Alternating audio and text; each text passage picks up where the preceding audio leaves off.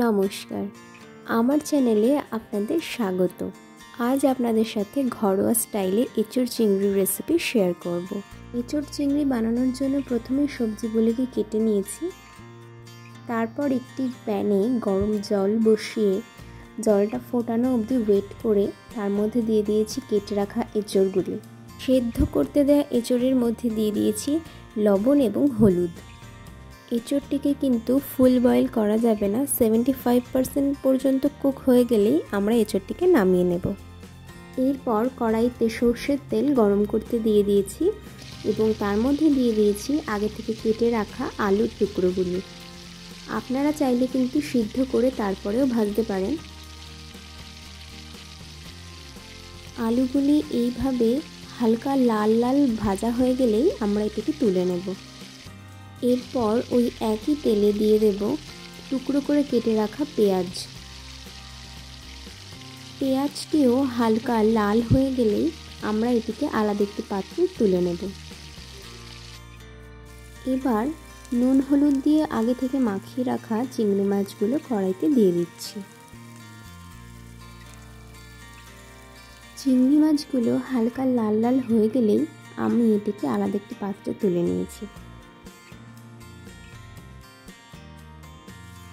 এরপর কড়াইতে দিয়ে দিয়েছি সিদ্ধ করে রাখা এঁচোড়গুলি। এঁচোড়গুলি কিন্তু খুব বেশি ভাজা হবে না, হালকা হালকা বাদামি হয়ে গেলেই এটিকে তুলে নেব। এরপর কড়াইতে আবারও সর্ষের তেল দিয়ে তার মধ্যে দিয়ে দিয়েছি দুটো শুকনো লঙ্কা এবং তেজপাতা ফোড়ন। সামান্য নাড়াচাড়া করেই তাতে দিয়ে দিয়েছি 5 ফোড়ন।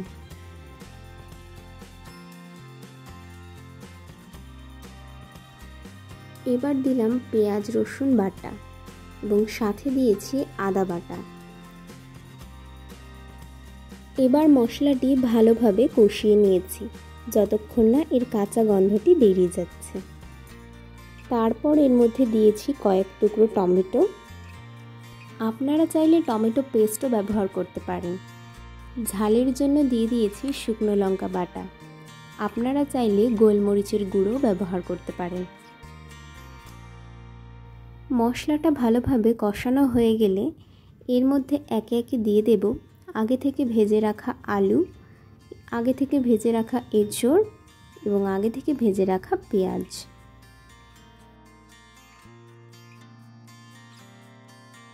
তারপর এতে দিয়ে দিয়েছি ভাজা চিংড়ি মাছগুলো।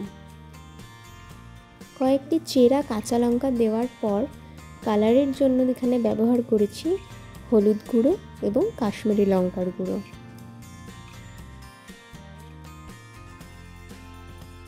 এরপর স্বাদমতো নুন এবং কিছুটা চিনি দিয়ে এর মধ্যে পরিমাণ মতন জল দিয়ে দিতে হবে।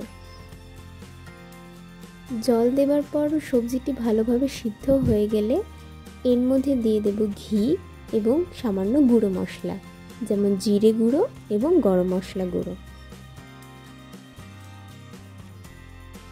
গরম ভাতের সাথে এরকম সার্ভ করুন এঁচোড় চিংড়ি। রেসিপিটি আপনাদের কেমন লাগলো কমেন্ট সেকশনে অবশ্যই জানাবেন।